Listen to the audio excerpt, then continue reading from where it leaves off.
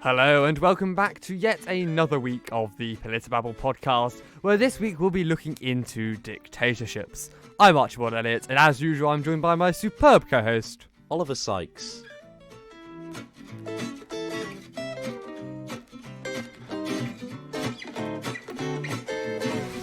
And apparently this week we received a notice that we received a complaint from someone that our music was the same as it was 3 seasons ago, which is utter nonsense. Well, I'll interject there. Apparently it's not good enough. If you have any, obviously, suggestions about some sort of instrumental music that you like, we won't listen to you, and we're keeping the same old, because, you know, as we say at PolitiBabble, it's not a democracy here, it's a dictatorship is what we are talking about this week.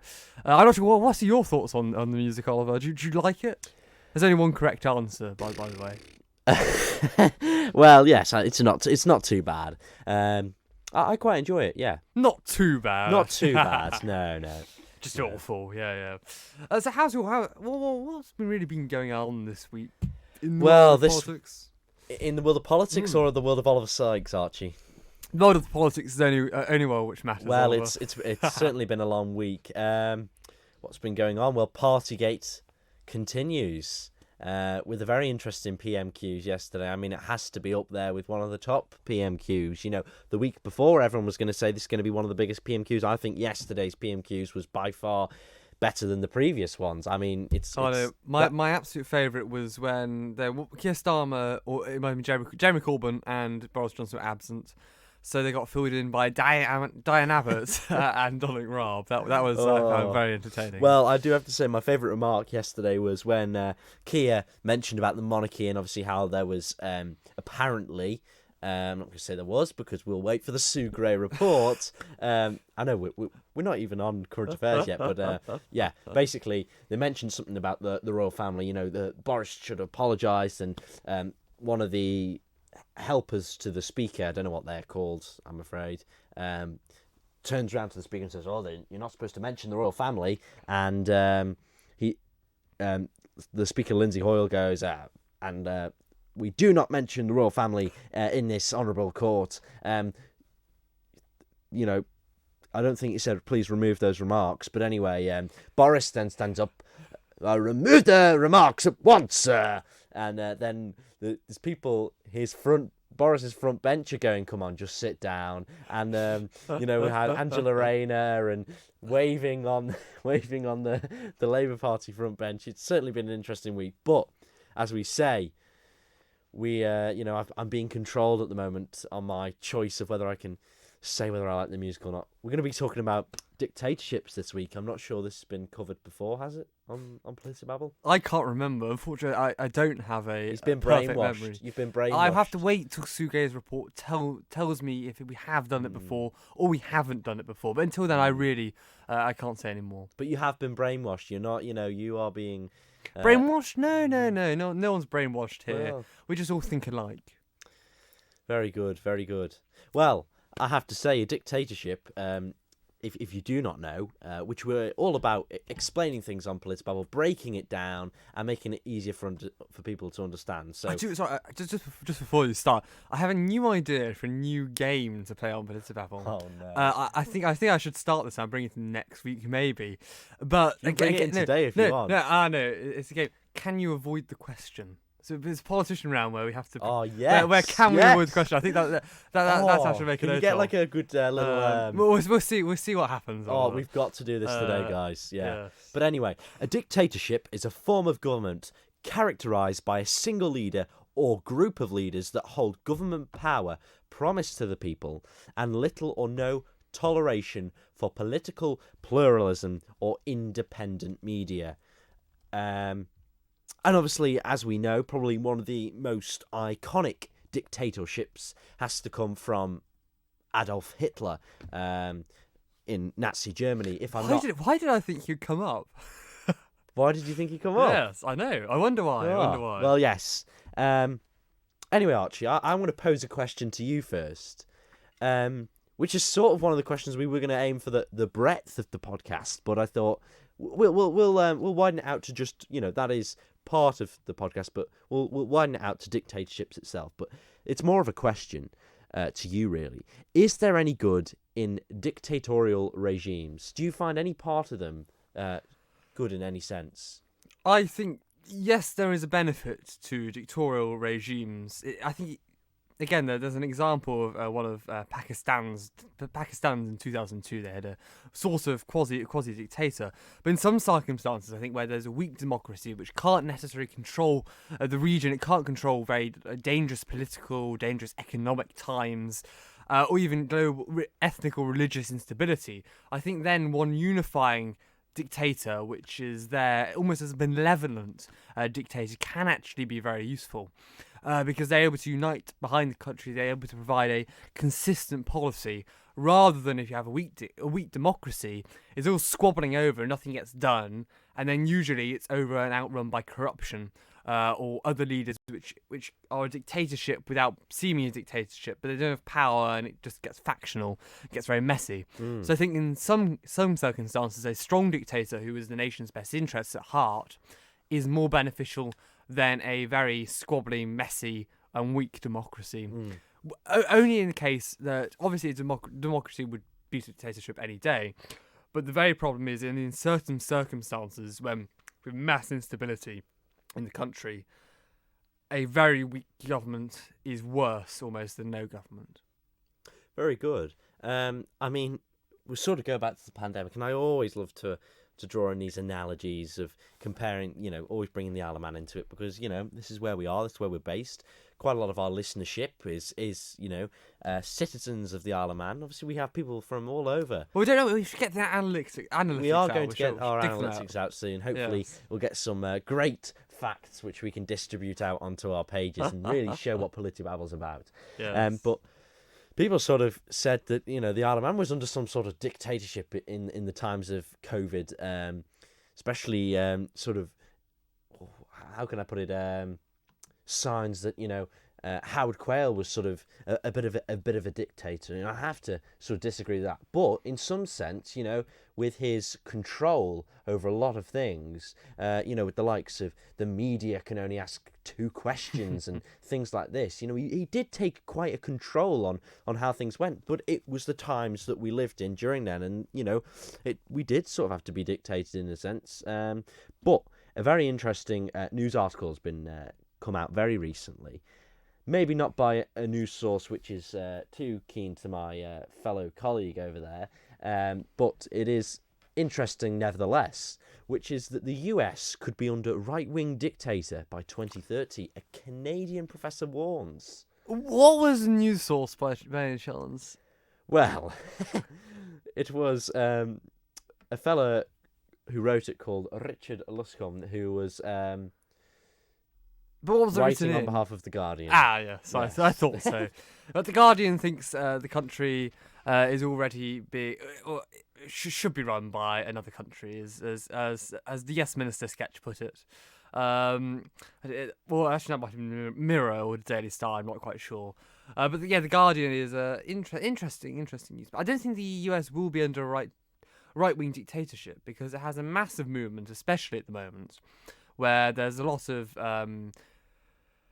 wokeism to put the buzzword out there. There's a lot of wokeism. It's almost they go overhyped. They cancel people for doing silly little things where you would think, what's so ridiculous going on here?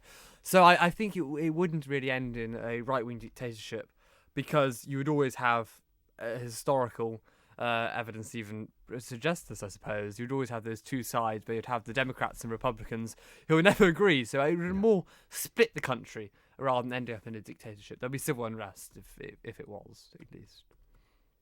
Very good. Do you think it would end up in a right-wing dictatorship by No, 2030? no, I don't think so. I think it'd be better if it did than, not a right-wing dictatorship, a right-wing government, which is democratically elected, not a dictatorship. That would certainly be better than what we have currently, which is more akin, I'd say, to no government with Joseph Biden in power. Joseph Biden. That's the first time I've ever heard him be referred to as Joseph. I think that's his full name. Unless he was actually just named Joe to start. No, it is Joseph Robinette Biden Jr. I was correct. Very good. So, moving on for this, do you have anything you'd like to put on record at all, Archie? On So Oliver run out of ideas here. No, absolutely not. I've got more of an agenda to go to. Well, I would like to ask Oliver. Does Oliver think a dictatorship can be justified? Throw back the same question he sprung on me earlier without warning. No, not really. I don't think it's fair. Can never be justified. Again, it's a difficult. That is a difficult question, Archie. You posed the same one to me. Yeah, no. Only fair. Fair. Can they ever be justified? Well, I suppose if you look at it, not particularly. No. Under certain circumstances, is it fair that a country has dictators? I mean, not really. No. But let's short answer, no. Let's pose an interesting hypothetical situation where we have. I don't do hypotheticals, Archie. I'm afraid that's what a lot of people on that have come on. Sorry, one of my favourite news channels is Sky News, and one of their presenters, Kay Burley, she loves to do hypotheticals, and all the Tory ministers or backbenchers that come on there that is probably it's usually at the moment that are in support of Boris come on and Kay will give them a hypothetical and they go, sorry, Kay, I just don't do hypotheticals. I think the main reason behind that with hypotheticals is because they actually want to say what they would say with a hypothetical, but they know it won't look good if they say it. So it's actually a hypothetical will reveal what they actually think. Yeah, it's basically. But they refuse to answer them because they don't want to show what they because actually that's think. what they actually think. Yeah. Anyway, give me a hypothetical. Anyway, I'll give you a hypothetical. Away. So let's say we have a country in, let's say, Western Europe, so we're not being any sort of xenophobia or whatever that they want to name it now. So let's say we're a country in Western Europe, it's a small member state, and it's going through a difficult economic period, a difficult kind of social reconstruction period, and the government's quite weak, it can't control, it's very factionally split, and the coalitions keep on breaking up. No one can really form a government. But then we have one leader who is really in the best interest of the people. So he's a very benevolent leader. Mm-hmm. And he's risen to power. He's the strongest leader. And he says, okay, Parliament, look here. I'm very, very good at my job. I'm looking after the people. He has best interest. He takes the country's consideration and generally he'll provide good care for people. He'll provide freedom of business. He'll provide healthcare, private support, he'll provide all the things we'd love in a modern state. And all of the people think, yes, we like him. 98% of people polled would vote, would put him in power. And the parties all would back behind him, but he doesn't want to be attached to any party. And he says to the Parliament here, it's getting a bit convoluted, he says to the Parliament here, put me in charge, put me as a dictator for a 10-year period, put me in charge with absolute power so I can create a better situation for the country. Again, look at there, 98% of the country agree and would support this man being their leader and having absolute power. Or would you say that would be an acceptable scenario? No. But again, there wouldn't be an election for 10 years, so they might change his mind and he gets absolute reign. Would you not agree with that scenario? Not particularly, no. Because interesting. They can manifest what they want to do. But they can always change their mind, and when you're under a dictatorship, anything could happen to their desire. But he's a very his track record has proven an honest man. Well, I go, yes, an honest man can change that. It is a fallacy there. Yeah, but if I see where you're coming from there, but I still am not entirely convinced on the premise that that they could change their mind and it would be incredibly dangerous for the country. That is my problem with dictatorships. Interesting. I mean, I usually would support democracy, but there are certain aspects where it can't be denied that problems in our democracy arise when we have immense amounts of partisanship, where we have a government swings in 1 year, which is left-wing, 3-4 years later it swings back and it's right-wing. It goes tick-tock, really. Not like the app, it's a TikTok, like a pendulum or a clock. And we see the policy shift from one extreme to the next extreme, back to the same extreme. And which is not good for a country. And it's very damaging to the country. It is, yeah. Because, again, you might have for example, look at the issue of climate change. Again, some policies take 5 years to even get off the ground. And if you think about it, you introduce that in second year of premiership, introduce it 5 years, you get voted out the next election, and you're replaced by a nationalist party who thinks climate change is a myth. Yeah. And again, they only polled at 43% I mean, this is the a problem sometimes when you have two parties that, let's say in the case in the UK at the moment, two parties that are entirely different. That's not really happening. They're sort of They're not entirely different. They are, but they're not two ends of the political spectrum. They're not too far from each other. And when you do have them two that are the sort of the top two that are different ends of the spectrum, you're always going to have that one in the middle. But like you say, when you're switching between the other two, it's quite dangerous. But when you get to a standstill, and perhaps a dictatorship is the only way forward. Yeah, my only premise is the sort of hypothetical that you proposed there. I would agree in some sense, but only on the fact that if this leader was not going to go back on his word and not going to be damaging towards the country. I think that is the one danger of a dictatorship is power hungriness. Really, yes. I think that I would agree with you. That is one certain danger.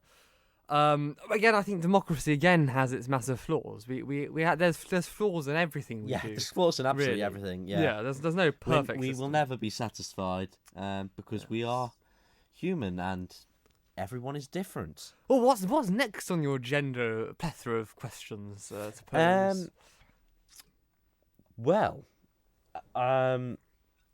Most dictators over the past number of years have been incredibly damaging towards society. Are there any dictators, Archibald, that you found that were good for the world? That were good for the world? Yes. How would you define good?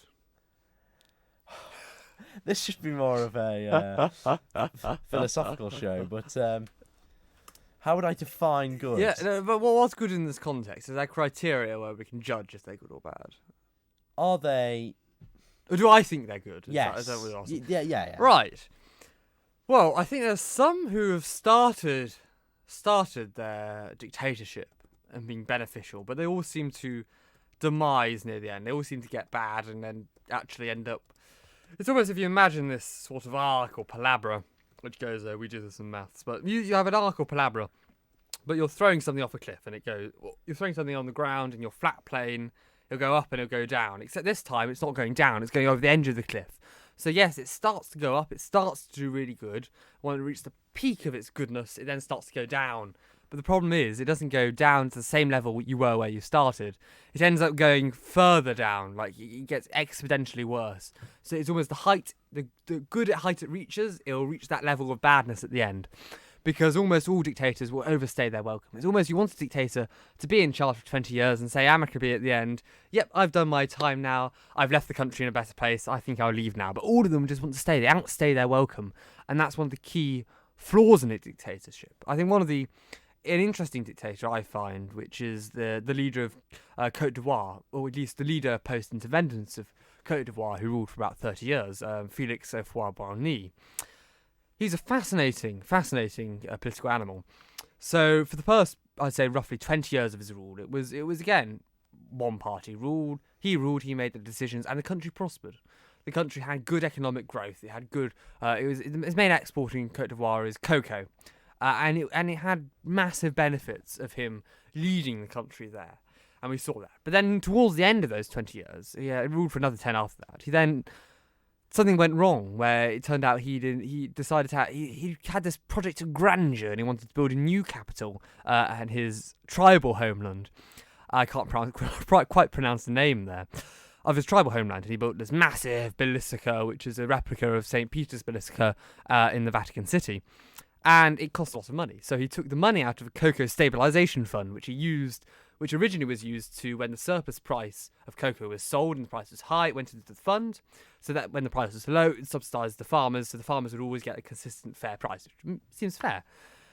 And he embezzled the money then, about 20 years in, and built a basilica. Built and squandered it on other schemes. And the problem there was, that was when the cocoa price was high. So there was no problem with the cocoa farmers getting a good wage. But then, that hit 25 years later. Well, we saw the massive denies of the cocoa price. It massively shot down, and then the farmers were like, "Hello, we need payment." And it turned out they've then discovered the cocoa fund was totally bust. He actually still continued to rule to his death, but he introduced a multi-party election system where it then looked like he vote rigged.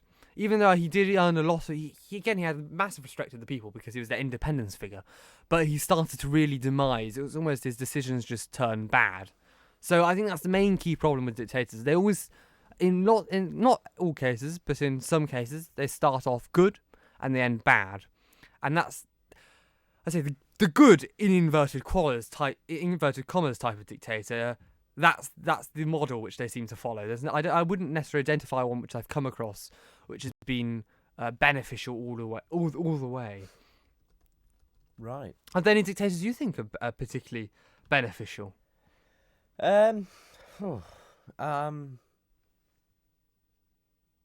particularly. I mean, I've not really ever looked very closely into. I've looked sort of quite widely at dictators, but never really focused on their sort of full kind of reign in a way. Well, there is another one I would mention, alongside the one I already mentioned, is Tito, the former leader of Yugoslavia, which is he's anti-Stalin in the end, I think, or viewed as anti-Stalin, but he's actually seen as a widely benevolent dictator, and he was quite a unifying symbol in that country. So I think there are examples here. He saw a lot of prosperity, really, period of prosperity in the economy, worker self-management.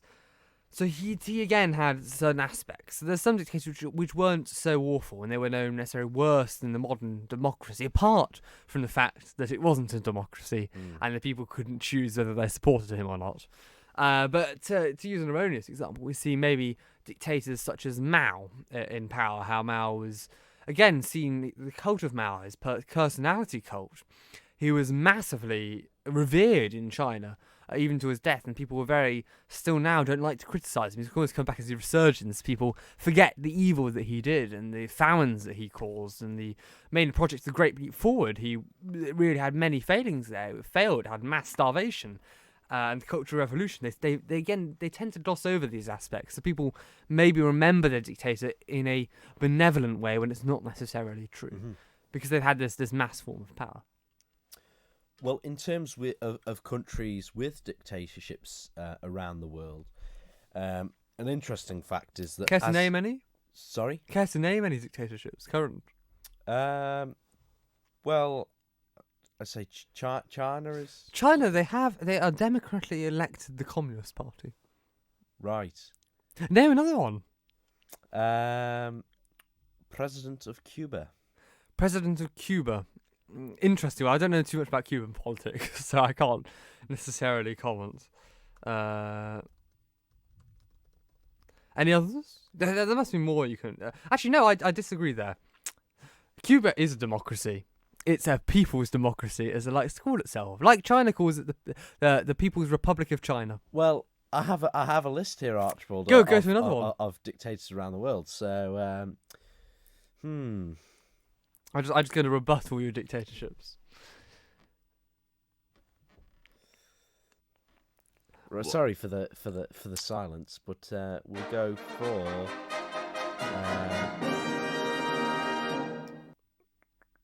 I'm trying to pick one that I. There's loads of famous ones you got. I'm sure you can nail off the top of your head. Oh, of course, Kim Jong-un. Sorry, no, Oliver. I will disagree with you there because it is in the country's name. It's the Democratic People's Republic of Korea.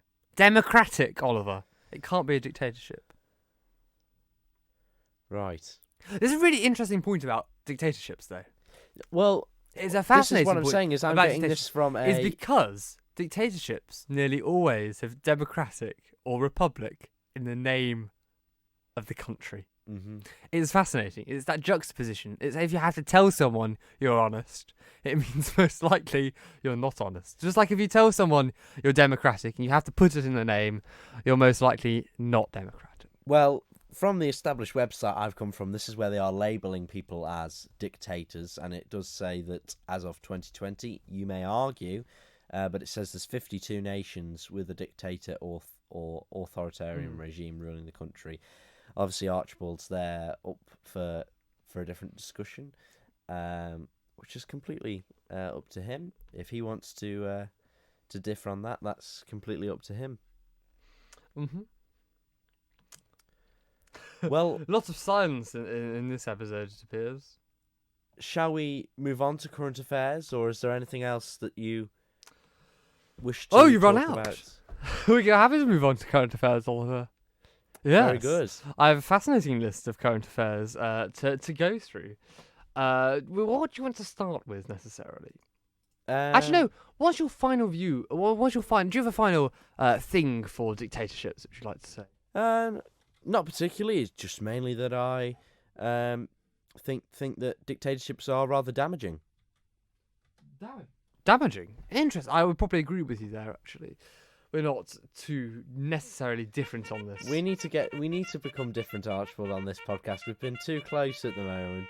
Hopefully, a guest will be very intimate, yes. And we're going to actually hopefully get some sort of plan produced for the coming weeks. So we need to we need to ask if we can get a guest in the studio. I think we should hopefully by now. Yes, as long as there COVID restrictions. Yeah. But yes, sorry, I keep on bringing back the fanfare because now we're moving on to current affairs, and this week we're going to be addressing the current affairs issues of the UK first, rather than the Isle of Man, as is so ever common.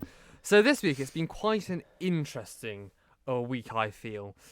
So we have Sue Grays, the second Parliament Secretary at the Cabinet Office, has been asked by Boris Johnson to look into accusations of parties held at number 10 Downing Street in turn formally asked about him. So the news reports have continued. I should put some news music on. But the news reports have been continuing throughout newspapers this week, and more revelations have been coming to light, with Dominic Cummings, the Prime Minister's former chief advisor, saying he warned Johnson in advance for 40 people in The Guardian on 20th of May 2020, and said, quoted, "You've got to grip this madhouse." We've seen, I think, David Davis telling Boris Johnson, in God's name, go. There's been a lot of talk about Operation Red Meat from Boris Johnson, where he's raving this red meat at the dogs, trying to throw them off the scent of his trail. And there's plenty of examples we'll go into there. We see a solicitor and spy for China, which we talked about last week, Christian Lee, giving a lot of money to parliamentarians. And abroad, we saw Novak Djokovic being deported. I think that's new to this week, after the judges upheld a decision by the immigration minister in Australia. We see Anthony Blinken, which is the US Secretary of State, who visited Ukraine and Britain. Britain supplied the country with short-range anti-tank missiles with defense against Russia. We see Microsoft planning to buy the games company Activision Blizzard, which can talk about some sort of corporate dominancy there. And obviously we saw the tsunami hitting Tonga. So, just a few items in this week's current affairs. Just a few, yes. So, yes, we'll first address, I think, the Sue Gray report. Well, what do we make of it, Oliver? Well, there is no current report published. No, I mean, what do you think of what's going to happen? Well, I believe that the report will establish the facts. But what do you believe those facts might be? Well, I can't believe anything at the moment, apart from the main evidence, which is there was... Do you believe there was a party? I believe that there was a gathering which was not in appropriate circumstances. But do you think it was a party? It was BYOB, Oliver. Yes, I believe it was a party. There we are. We finally got Oliver to give an answer. Well, the problem we're playing the politician round here. Questioned in a way which is, more what is a party? Was it a party? I don't know. Yes, from the I cannot. Do you think? No, basically, I think overarching question, which I think hopefully it will establish. Do you think Boris Johnson broke the rules? Yes. Yes. There we are. But what I can't understand from a man who, setting the rules himself, has been in intensive care. Now, the whole thing, we don't really see we don't really see much as Boris as you know, from a personal point of view. We don't see him, you know, there's a lot of him, as much as, you know, we see him talking about politics a lot, but he's not very open with his, you know, he doesn't like talking about his private life, does he at all, really? Which is perfectly fair. I think private life is different to public life. Yes, in some respect, but you know, for a, I'm not going to go into that sort of thing, but you know, for someone that's had COVID and was in intensive care, and I'm not sure whether him being in intensive care was a precaution or that he genuinely was very sick. He was. He yeah. was. But I think the part here, which I think is the key rule, you either don't break the rules which you make, or don't get caught breaking them. Mm-hmm. I think he's failed here. He's broken the rules and he's got caught breaking the rules. Mm-hmm. Caught breaking the rules, which is something you don't do. Because after all, if he wasn't caught, if a tree falls in the forest and no one's about to hear it, it doesn't make any sound. Mm-hmm. The famous quotation goes, we wouldn't know that he broke the rules. And will the rules be broken if we didn't know? Again, I wouldn't say we should break the rules because it's very hypocritical of him. Yes. Do you believe he must go, Archie? Yes, I agree with David Davis's quote in saying, "In God's name, go." No matter, I can quote the rest of it, but that was the main essence of his quote. Mm-hmm. He is a sitting duck almost now. But I think it's dangerous at this point for the Conservative MPs to send in their letters of no confidence to Graham Brady, the chair of the 1922 committee.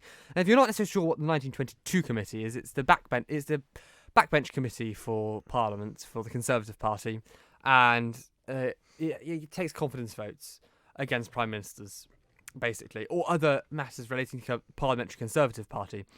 And if 54 MPs sign, is 15% of the Parliamentary Conservative Party, put letters of no confidence in the Prime Minister, a confidence vote is called, and then 182, if they vote against him, then he loses confidence and he has to go for a leadership election. But the key part here is they don't want to send it in too early, because if they send it in too early, they don't have the support of the 182 MPs. Then Boris Johnson could win the confidence vote, and they can't force him out for another 12 months. That would be dangerous. Well, for the party's future, because he must go at some point within the next year. I mean, I'm not really keen on anyone, you know, from his cabinet really taking. Not Rishi Sunak. I don't mind that he's been putting the money out. Certainly not Nadine Dorries. She's awful. She is probably one of the. How about Priti Patel? I think she's pretty good. Don't you agree? No, I'm not a fan. Didn't ever appreciate the pun. That's what I have to deal with day in, day out on the PolitiBabble podcast. Yes, no, not a fan of Liz Truss? Not a particular Dominic fan. Raab? No, not a fan. Michael Gove? Not a huge fan. Jacob either. Rees-Mogg? Not a fan at all. What's the other one? Penny Mordaunt? Not too familiar with Sajid Javid? No, not him. Ooh. Jeremy Hunt? Ooh, no thanks. I'm not a fan of any. Why do you not Jeremy Hunt? I'm just not a fan of any of the cabinet really. He's not a cabinet minister. Well, he's the chair of the Health Select Committee. I know, but we were talking about the cabinet. Yeah, but Jeremy Hunt isn't cabinet. He's a front runner though, still, arguably. He ran against Boris Johnson in the 2019 leadership campaign. Well, yeah. I thought we were more or less but yeah. No, I just don't really want to. I guess Oliver just isn't, as he said many times before, he isn't conservative, and I think it's just evidence of that. Well, I don't want really a conservative leadership. Really. Interesting. I think Oliver would much prefer the generous leadership of Count Binface of the monster-raving loony party in power. Well, I wouldn't mind Theresa May back. I thought she was quite good. Interesting. Well, let's now talk, I think, about Operation Red Meat. I'm sure you've heard of it now, haven't you, Oliver? Yeah, oh, yes, yeah. And just going back on that point, you know, many of those ministers have broken the ministerial code, and that is mainly why I think the majority of those hadn't. But a fair few of them have. Well, which ones? Pretty sure Priti Patel has. Nadine Dorries has. I think Dominic Raab probably has as well. The majority haven't, though. At least, no, the majority haven't been caught. Yes. I think it's the key part there. Yeah. We don't necessarily know what goes behind those doors. But yeah, going back to Operation Red Meat, this is one where the leadership is trying to distract backbenchers from the Prime Minister by announcements of new policies. We see Nadine Dorries, which is Oliver's favourite MP in the world, who's Culture Secretary, said the BBC will now have its licence fee frozen for 2 years, and its licence fee announcement will be the last. It will come out of play in 2027. The UK government will no longer fund the licence fee. What do you think of that decision? Should the Beeb continue having its funding? I think the Beeb do a pretty good job. You reshared something on Instagram the other day, didn't you? You know, does the arguing is the Beeb left? Is the Beeb right? Who knows? Kind of. Well, thing. yes, because the left argue that it's a Tory leaning organisation, and the Tories argue that it's a socialist leaning news organisation. So I think it's actually just doing its job of staying neutral and questioning everyone. I quite like the Beeb. It doesn't beat the FT though. Out of everything. Well, I think another part which is interesting. What do you take of the Novak Djokovic position? Well, it's interesting that he finally got kicked out, wasn't it? Yes, the main reasoning was being that he would incite the anti-vax movement in Australia. Yeah. Which is a bit silly because actually deporting him incites the anti-vax movement more. Yeah. I mean, he's yeah. I suppose from a professional, you know, if it was anyone else, they wouldn't have been allowed in anyway, would they? Well, we don't know. Yeah, but obviously, I think if it's actually anyone else, they probably would have been allowed in if they had the exemption. But they like to make an example out of high-profile figures. But interestingly, did you see the news in Hong Kong? No, I didn't. Where 2,000 hamsters are now being culled, and people being told to bring their hamster if they bought it from a certain pet shop because 11 hamsters tested positive for COVID. Wow. Poor hamsters, I say. It's a bad time to be a hamster in Hong Kong. Mm-hmm. Well, also, coming up on the final one is corporate dominance. We see Microsoft is going to buy the games company, as I'm sure you're aware of. Oh, yes. Activision Blizzard. Is that how you pronounce it? No, Activision Blizzard, which owns Call of Duty, Candy Crush, for $68.7 billion. Wow. Do you think that's a good? Obviously, it's a good move for Microsoft, but do you think it's good for anti-competition rules or monopolizing sectors? Yeah, it's not the best, but I suppose it's giving competition to other users for the likes of PlayStation or. Is it giving competition because Microsoft are buying them out? It's stopping competition. But it's making for example the likes of PlayStation having to compete against Microsoft. You know, I mean it's always going to be a long standing competition, but it's not the Xbox or PlayStation. Well, I have an Xbox, so I do Andy questioning here. Yeah, I have an Xbox, so I would probably prefer a PlayStation, but. Yeah. I'm sure Microsoft will now have your head, Oliver. You'll no longer be able to use Windows. They'll batter down on you with big tech. But yes, that does conclude my interesting overview of UK news. So I shall leave it to you now, Oliver. Excellent. Well, coming to my favourites. Well, we obviously had the January sitting of Tynwald this week, and there was going to be a debate on the island plan, which was only released a week ago, but that was halted by Tynwald vote. 8 MHKs voted against it, against discussing the vision, as they not had enough time to process it and speak to their constituents. Moving on, there has been the first ever case of avian flu on the Isle of Man, says the Department of Environment, Food and Agriculture. As well as that, we have the mountain road to close for 6 weeks. It's more of a rather less political, but it is more of an infrastructure. Is one of the busiest roads on the island. The island's legal services are to go under a robust review. As well as that, waiting times for child mental health services are simply not acceptable, says the Minister for the Department of Health and Social Care. On top of that, we also have that almost £6 million has been spent on LFTs since the part of the pandemic, and 5 to 10% of pupils wearing face coverings.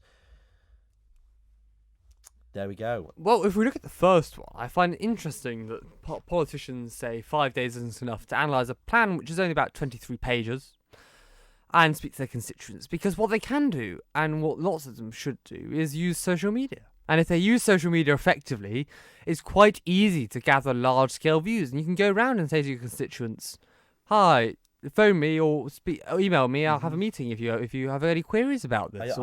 Send in an email. 5 days is plenty of time.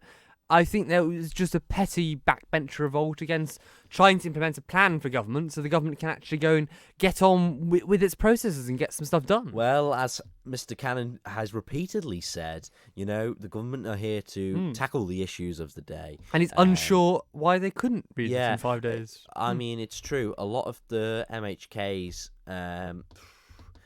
their social media use of the best of times is not adequate and is not always used in the best of ways and or is not engaging enough. So that is mainly the entire problem. But I do believe we need to start cracking on.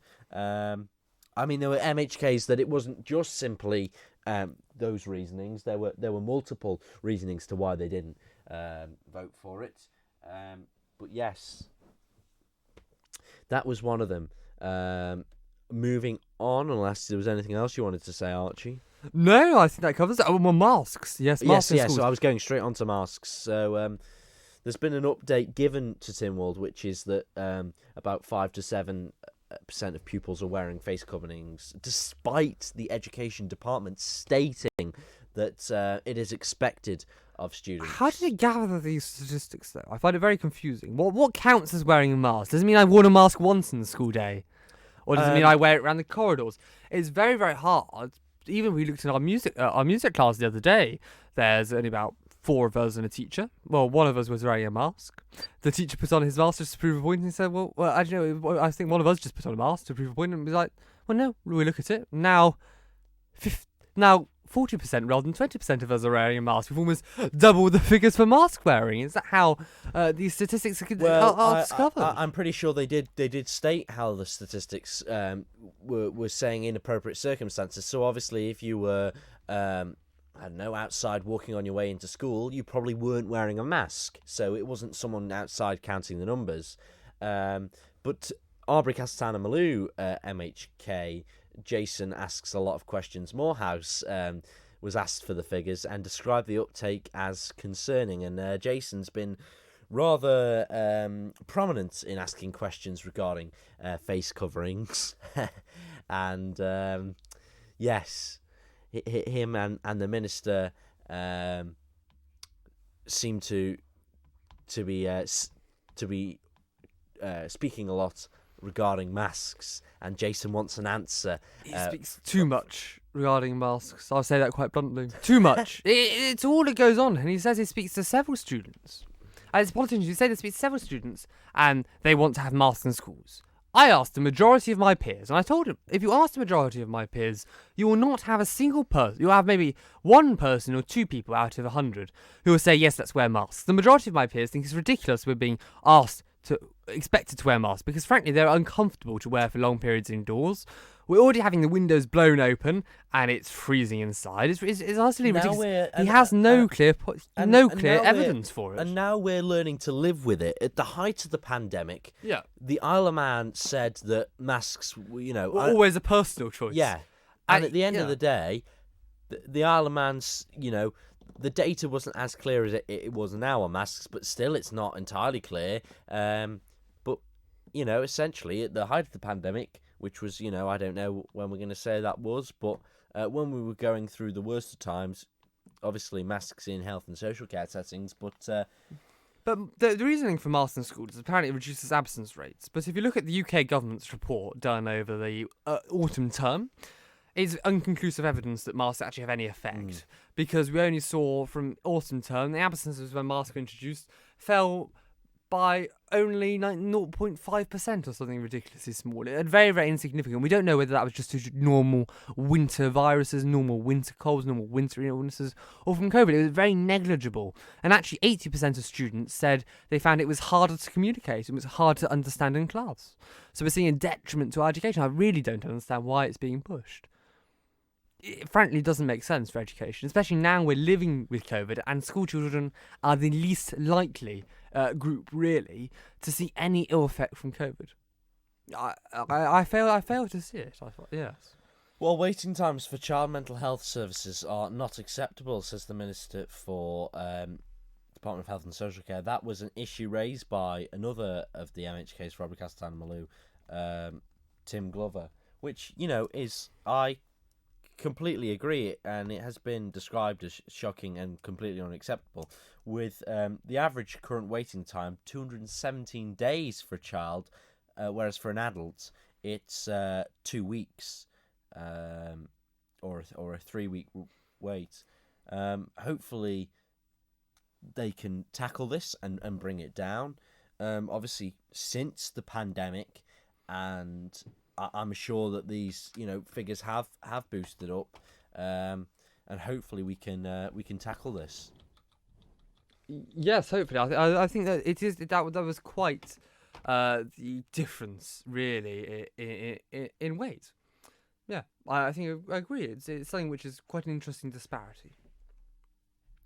Well, very good. Of course, coming up this year on the Isle of Man, pending, would be the TT. So the mountain road's going to be closed for 6 weeks, which is always an interesting point. The mountain road seems to get a lot of work done. When down south, our roads are utterly awful. It's shocking quality. It just shows. And we see Douglas MHKs complain about a little, very, very minor thing on road surfacing, and that gets fixed. In week, 2 weeks, get fixed. Just like that, just fixed. And then down here, my road, for example, there's roads I drive on every day. The amount of potholes where you have to drive one side to the road and up on the sides, then swerve back and go round them, otherwise you end up damaging your rims. It's ridiculous road problems. Well, I mean, what do we pay our tax for? Yeah, what do we, Archibald? And that was a question raised by Stu Peters a number of months ago, which is where does the money for the road tax, or car tax or whatever, where does it go? Does it actually go for replacing the roads? But an interesting point is that I'm pretty sure it was in the budget last year, and obviously you were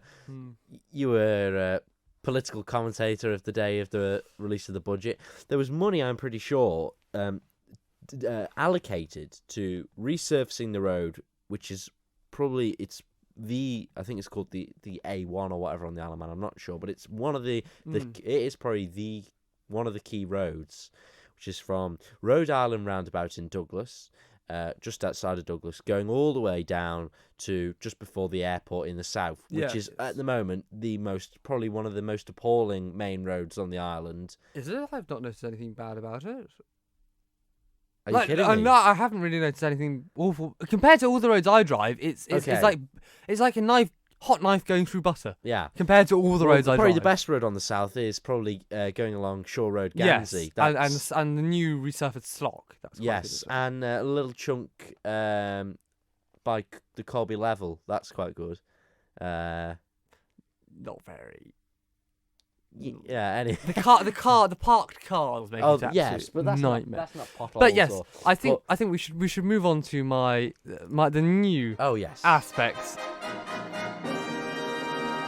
So Oliver, where do you want? Oh Christ, there's music playing here which shouldn't play. So, what role do you want to take on this week? Do you want to quiz me or should I quiz you? Well, I think you should, since it's your new Since it's my one. And obviously I have been trying to avoid questions this week.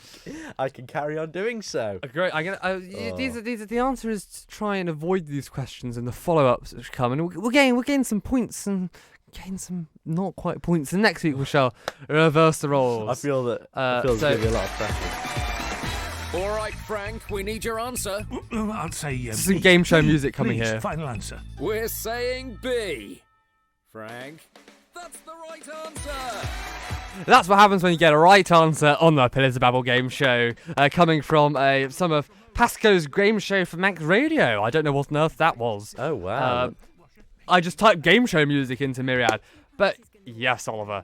Did it sound good? Unfortunately, It did, I don't have unfortunately, headphones. yes. So. Yes, unfortunately, Oliver doesn't have headphones. So, Oliver, imagine you're what type of politician do you want to be? What type of politician Yeah. do I want to be? In what sense? Well, what side of the scale do you want to fall on, just so I know where to put my questions? Okay, I'd say pretty much centre. Let's say a Liberal Democrat MP Okay, then, yeah. Oliver. Right. So, Oliver, illegal immigrants break the law. If illegal immigrants did break the law, shouldn't they be deported? I don't think that. So am I trying to avoid? Yes, you're trying to avoid the question to give such a vague well- response, which looks like you did answer the question. So I'm sorry that one of you failed the first round. Well, I do believe that I failed the first round. I'm joking. You got it. Yeah. So if illegal immigrants broke the law, shouldn't they be deported? Well, I think what we're current. Can I talk in a hypothetical sense? Yeah, of course. Okay. Yeah. So Oliver has now failed the first round. So we move on. Do you favour the death penalty? I'm trying to say really that what we're doing at the moment with prisons in the UK is a currently great job. We are providing more people back into society, and we are taking harsher punishments away and trying to get people back into their normal livelihoods and reducing reoffending rates. And Isn't the government, through its new policy in the crime and policing bill, increasing harsher punishments for crime? Well, what we're trying to do at the moment is to help our tough crimes that we currently experience, that many of our citizens in this world are currently facing, and we do have to, unfortunately, punish the tough crimes, but not in the hardest sense that you may have been talking about earlier. But if you're looking at punishment, you're talking about prison there. Aren't prisons in a bad state at the moment? We see women's prisons, especially where people are giving birth and having miscarriages and stillborn babies and having very poor mental support after that rather traumatic experience. Sorry, could you repeat that question there? Unfortunately, Oliver, I think you're misunderstanding. You're a Liberal Democrat MP, not a government MP. You should be thrashing the government on this issue. But yes, it's interesting. You've done a rather good job at that round on prisons. I was trying to, I forget for a sense that... Yes. So now pretend you're a Conservative MP. All right, you're okay. part of the government. This makes I'm very good at doing that. This makes it more fun. Yeah. So, because energy prices are rising, cost of living is rising, inflation is rising, shouldn't we rise the minimum wage? Well, what I believe we are currently doing is creating more jobs. We've got the fastest growing G7 fastest growing economy in the G7. We are providing more hospitals for the nation. We've got more police officers on the street than we've ever had before, and we're doing a fantastic job in doing so. I question you are there. You say we have more police officers on the street than ever before. Isn't it true that the Tory government cut many thousands of tens of thousands of police officers, over 20,000 police officers in 2010 with the austerity measures, and we're not yet back to that rate of police officers on the streets fighting crime? We're currently recruiting as many as we can, and we're currently driving forward our recruitment process and training them up to be by around 2025. We should have. And how much would this cost? Well, I don't want to do a Diane Abbott here, but I reckon about 100 to 150 million. Interesting. Archie said to how much. I'm just doing the maths here. Yeah, I literally don't have a clue, So you'll be paying them, Oliver, 7,500. £7,500 a year. 75,000. 7,500 a year for 20,000 police officers, Oliver. Unfortunately, I say you have done a Diane Abbott there. But I give you kudos because that round was actually quite good. And now we come on to the final round. Gosh, there's more rounds. I'm loving this. We come to the final round. The pressure's on, guys. Did you attend a Downing Street party on the 20th of May? Well, as I have to say, on the 20th of May, am I still part of the Conservative Party here? Yeah, you know.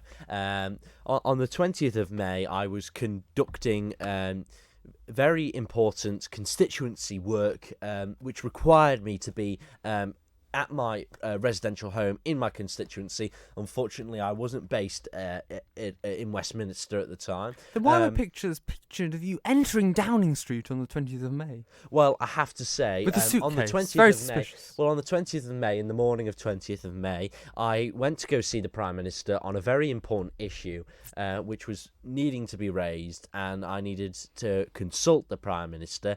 I'm not sure what time of But day you weren't seen called down. reappearing till at least 3 a.m. the next morning out the gate with the tie undone. Well, I have to say that this is strictly not true. At the time, I was abiding all COVID measures. You know, I was working very hard for my constituents. The COVID restrictions. All I can say, that's all we have time for, Minister. I'm so sorry. We'll see the lovely pictures in the papers tomorrow morning. Oh, absolutely. I think that we should bring that back. I quite enjoy seeing how Oliver can avoid the question. But the sense is, we're playing it in a right, jovial manner. Right. Your turn next week. But the thing is, you have to be careful because we must answer the question, but not answer the question. Yes, which is difficult. I think we will. Did I do an okay job? Is it an okay job? Yes. Yes. Well, although I think I'll devise some sort of point scoring system for next week. We're trialing it. Okie dokie. Yes, it make it a bit more fun than what did we have before? The historical figure of the week or whatever. Yes. Well, we'll do then the current issues of the day based off some other politician interviews midweek. I think that would be quite entertaining. Yes. So, anything you want to add? Not particularly. You know, coming up, we're going to be hopefully a bit more active on our social media account, definitely, and sort of laying out where we're going. And obviously, if you want to be a guest, get in touch. And we'll try and get you on. We'll be speaking, hopefully, and trying to get some guests on the show. Virtual reality. But we will sort of get a schedule of the current weeks coming up. In the Zuckerberg metaverse, obviously. Absolutely. Yes. We'll definitely get that sorted. But in the meantime, you can go back and look at any of our previous podcasts. I know Archie definitely knows where they are. They're at manxradio.com/podcast/PolitiBabble. That's manxradio.com/podcast/PolitiBabble. Or you can find them on all streaming services. I assume that's right. Podcasting platforms. That's the correct terminology. Well, thank you for listening. Thank you for listening. You've been PolitiBabbled.